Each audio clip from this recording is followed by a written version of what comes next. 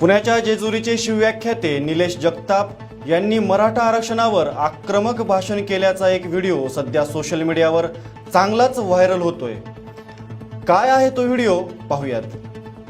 मराठा आरक्षणाला स्थगिती मिळाल्यानंतर आज पुन्हा एकदा एकेची वज्रमुठ करत एक झालेल्या माझ्या तमाम मराठा बांधवांनो जय शिवराय। मी निलेश दिलीप जगताप जेजुरी। होय, मी मराठा बोलतोय। सगळ्या जाती धर्माचा सन्मान राखणारा, छत्रपती शिवाजी महाराज फुले शाहू आंबेडकरांच्या विचारांचा वारसा सांगणारा मराठा बोलतोय। मी आज काय तुम्हाला हातात दगड घ्यायला लावणार यातला नाही, मी काय हातात कायदा घ्यायला लावणार यातला नाही, तुम्हाला भडकवायला मी बोलणार नाही, अजिबात बोलणार नाही। मुळात तो माझा पिंडच नाही। तुम्ही कोणत्या पक्षाचे आहात याचा मला काहीच फरक पडत नाही। मुळात आज मराठा समाजावरती अन्याय झालाय। आम्ही राज्यघटनेचा आणि न्याय व्यवस्थेचा आदर करतो, पण आरक्षण मिळवण्यासाठी मराठ्यांनी प्रचंड मोठा त्याग केलाय। अनेकांनी स्वतःच्या आयुष्याची होळी केली, हजारो लोकांचे संसार उद्ध्वस्त झाले आहेत। या राष्ट्राच्या एका एका इंच जमिनीचं रक्षण करण्याकरता, इथल्या संस्कृतीचं रक्षण करण्याकरता सगळ्यात जास्त त्याग करणारा हा मराठाच आहे। आज आम्हा त्याच मराठ्यांना डावललं जात असल्याची भावना आम्हा प्रत्येक मराठ्याच्या मनात आज निर्माण होते। राज्यघटनेच्या चौकटीत मराठा समाजालाही समतेची वागणूक मिळाली पाहिजे ही अपेक्षा आम्हा प्रत्येक मराठ्याची आहे। मी समाजाचा एक घटक या नात्यानं जबाबदारीपूर्वक सांगू इच्छितो की महाराष्ट्रातलं विद्यमान सरकार असो की मागचं सरकार असो, समाजानं टाकलेल्या विश्वासाला गृहीत धरून जर कोणी दगाफटका करत असेल तर उद्या त्यांचा मतदानातून आम्ही अफजल खान केल्याशिवाय राहणार नाही। माझ्या बांधवांनो, या सरकारची चूक की मागच्या सरकारची चूक यात वेळ वाया घालवू नका। सगळेच एकाच मायेचे मणी आहेत। सुप्रीम कोर्टानं राम मंदिराचा निकाल दिला तर म्हणे भाजपानं शब्द पाहिला, आणि मराठा आरक्षणाला स्थगिती दिली तर म्हणे सुप्रीम कोर्टाचा निर्णय। वारे वा, या राज्यात महाविकास आघाडीचं सरकार आहे। महाविकास आघाडीचं सरकार स्थापन होत असताना पवार साहेबांनी किती गणितं जुळवली या देशानं पाहिलंय। पवार साहेब, महाराष्ट्रानं तुमच्यावरती प्रचंड प्रेम केलंय। साहेब, एक मराठी माणूस म्हणून मला तुमचा प्रचंड अभिमान आहे। तुमचं पावसातलं भिजणं पाहून आमचे डोळे सुद्धा पाणवले साहेब। पण साहेब, आज आमच्या पोरांच्या भविष्यासाठी तुमचे डोळे सुद्धा पाणवू द्या साहेब। साहेब, सत्ता स्थापनेसाठी जेवढं गणितं जुळवली ना, आता मराठा आरक्षणाची स्थगिती उठवण्यासाठी सुद्धा तेवढी गणितं जुळवा साहेब। साहेब, वेळ पडली ना तर महाविकास आघाडीचं सरकार पणाला लावा, पण संसदेत कायदा करून मराठा आरक्षण मिळवून द्या।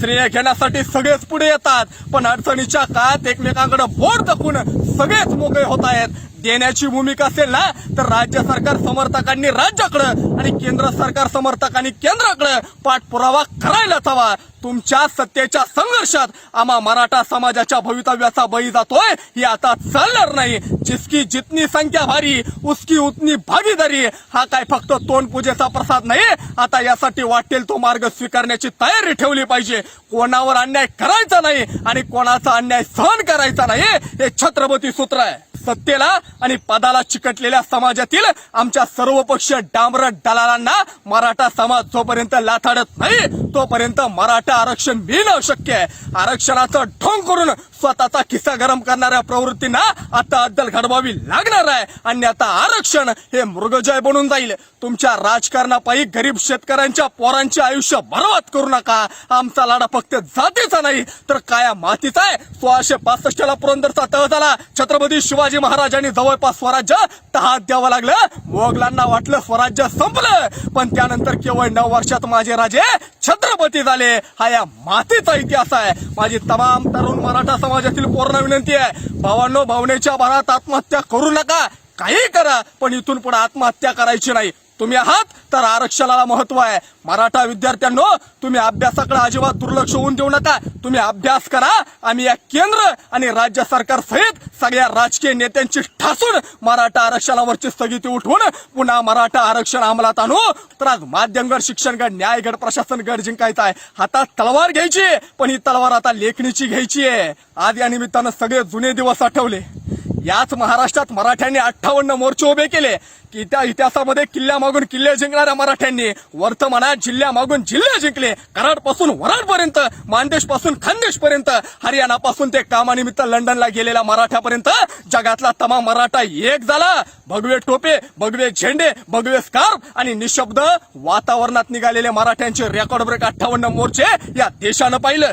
आधी मला आठवतंय ज्यावेळेस आमची परभणीची 5वीतली आदिती देशमुख नावाची पोरगी सर मला उद्या मोर्चाला जायचंय म्हणून अर्ज घेऊन शाळेला अर्ज देऊन शाळेला सुट्टी घेऊन आमच्या परभणीच्या मोर्चात हजेरी लावते. आमचे बीडचे डॉक्टर मोरे हॉस्पिटलच्या बाहेर बोर्ड लिहितात की उद्या माझ्या समाजाचा मोर्चा आहे म्हणून मला मोर्चाला जायचंय म्हणून हॉस्पिटल बंद राहील. आमचा त्या ठिकाणी कोल्हापूरचा समीर मोरे नावाचा तरुण स्वतःची 2 व्हीलर विकतो आणि आलेल्या पैशातून 3 ते 4 4 व्हीलर भाड्यानं करून आपल्या समाजातील पोरांना कोल्हापूरला घेऊन जातो. आमच्या मुंबईच्या मोर्चामध्ये हिराबाई नावाची 85 वर्षाची म्हातारी जिला चालता येत नव्हतं ती वाकत वाकत का होईना मात्र मोर्चाला जाते. आमचा त्या ठिकाणी नांदेडचा मोर्चा पाठवला की मला आमचा राहुल आठवतो ज्या राहुलला चालता येत नव्हतं एका पायावरती चालत आमचा राहुल आमच्या नांदेडच्या मोर्चात सामील झाला आहे. सगळे आज या निमित्तानं आठवतोय. शांततेनं लाखोचे मोर्चे काढणारे आम्ही मराठे पण त्याच वेळेस एखादी अँब्युलन्स आली ना तर तिला सुद्धा मोकळी वाट करून देणारे आम्हीच मराठे आहेत. माझ्या तमाम मराठा बांधवांना विनंती आहे कैकईची विनंती आहे सरकारचं या शासनाचं या राज्याचं या देशाचं नुकसान होईल असं कोणतंही काम करू नका. आपल्याला कायद्याची मार्गानेच लढावं लागणार आहे. शेवट एकच सांगेन एका देशात एकच न्याय हवा. तमिळनाडू सारखा न्याय महाराष्ट्राला सुद्धा हवा. इतिहास सांगतो ज्यावेळी मराठा संघटित झाला त्यावेळी दिल्ली त्यानं पायदळी तुडवली. आटके पार झेंडे लावण्याची ताकद फक्त आणि फक्त याच मराठ्यांमध्ये आहे. पुन्हा भेटू काळजी घ्या. एक मराठा लाख मराठा.